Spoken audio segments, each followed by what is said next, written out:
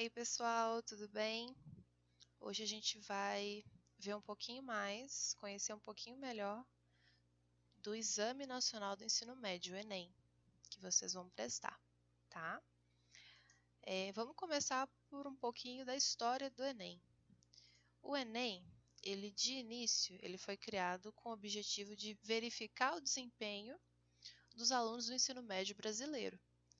Então, assim, os alunos do ensino médio faziam essa prova para que o Ministério da Educação pudesse avaliar e aprimorar as políticas educacionais no Brasil, né? Basicamente ver como que podia melhorar o ensino brasileiro, público, principalmente. Aí, em 2010, a gente teve a criação do SISU, e aí as instituições começaram a aderir mais ao exame, né? E aí o Enem se tornou a principal forma de entrada para as universidades públicas brasileiras, né? E também para algumas universidades estrangeiras, tá? Então, como que é a prova? Né? Qual que é a estrutura da prova? O Enem, ele tem 180 questões, e elas são divididas por áreas de conhecimento, né? E cada questão também tem 5 alternativas, né? A, B, C, D, E. São 5 alternativas.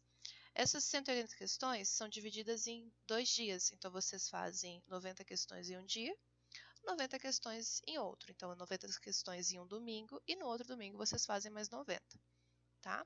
E aí elas são divididas em áreas. Então, a gente tem 45 questões de ciências humanas, a gente tem 45 questões de linguagens, a gente tem 45 questões de ciências da natureza e 45 questões de matemática. Então, no primeiro dia de prova, vocês têm 5 horas e 30 minutos para terminar essa prova, tá?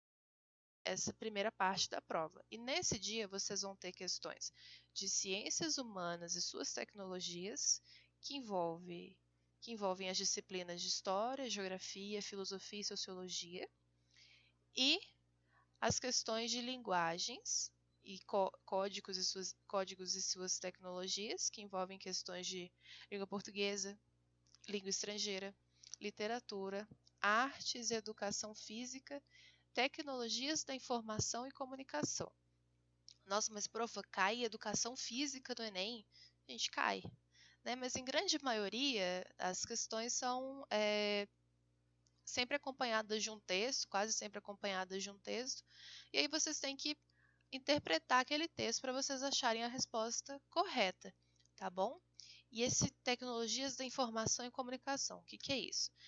Também são questões informativas, também são questões interpretativas e também são acompanhadas de um texto, né? Normalmente são questões sobre meio de comunicação, o impacto das redes sociais, né? Os gêneros digitais em geral, né? Como que a tecnologia afeta a nossa realidade.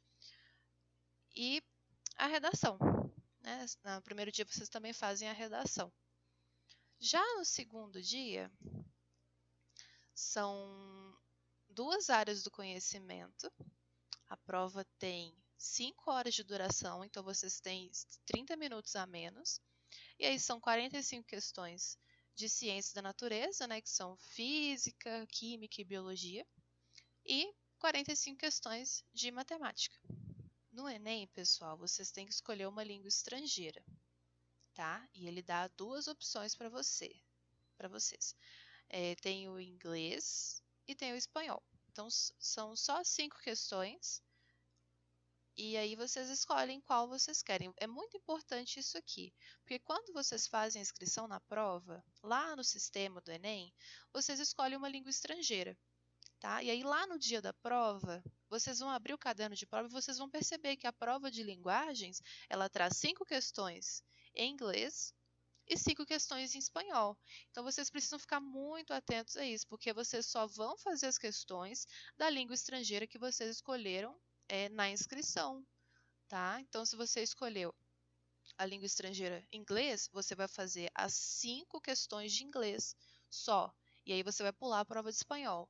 Mesma coisa, se você escolheu a prova de espanhol, você vai fazer as 5 questões de espanhol e vai pular as 5 questões de inglês, tá? E aí vocês têm que tomar ter muita atenção com isso, porque pode acontecer de vocês marcarem errado no gabarito, né?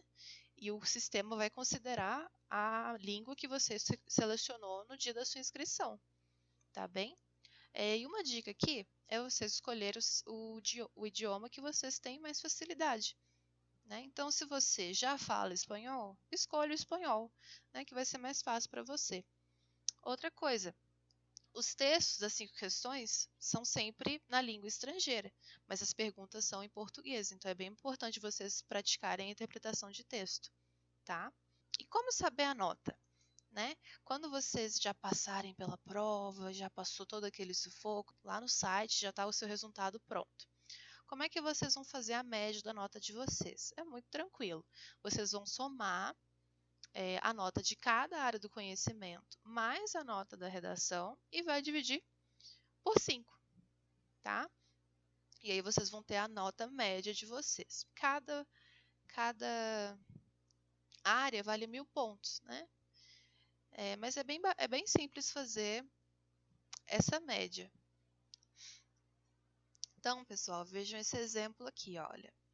A gente tem as notas aqui, né? Como aparece lá no sistema, é desse jeito.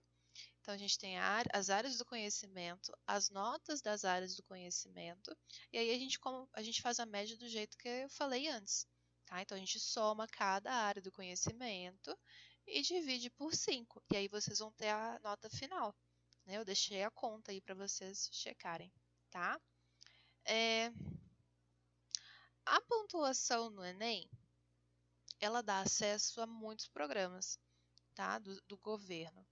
Então, a gente tem o SISU, que a gente já fez aqui um vídeo explicando aqui no ProImigrantes, vocês podem ver, que é o Sistema de Seleção Unificada, né, que serve para o ingresso nas universidades públicas e estaduais brasileiras.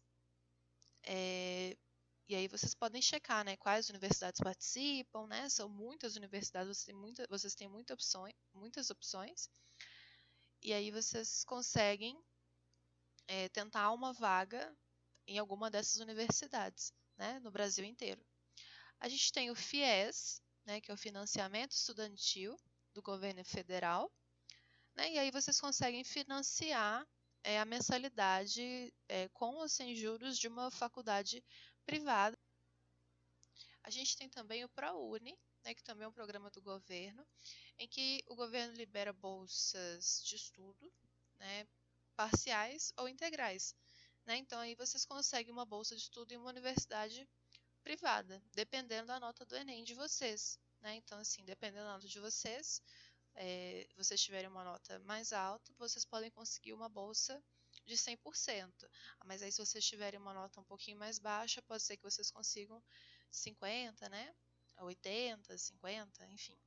Pessoal, para quem tiver interesse no processo de naturalização como brasileiro, é bem bacana vocês saberem que vocês conseguem comprovar o conhecimento de vocês da língua portuguesa pela matrícula em uma instituição de ensino.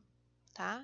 Eu vou deixar a portaria aqui na descrição do vídeo, que aí vocês podem acessar, e aí vocês conseguem ver como que vocês comprovam essa proficiência. Mas vocês conseguem sim comprovar com essa matrícula. Né? O que só mostra como é importante vocês tentarem o Enem, né? E buscarem essa aprovação, né? Porque facilita o processo para vocês também. Então é isso, pessoal. Se vocês tiverem dúvidas, né?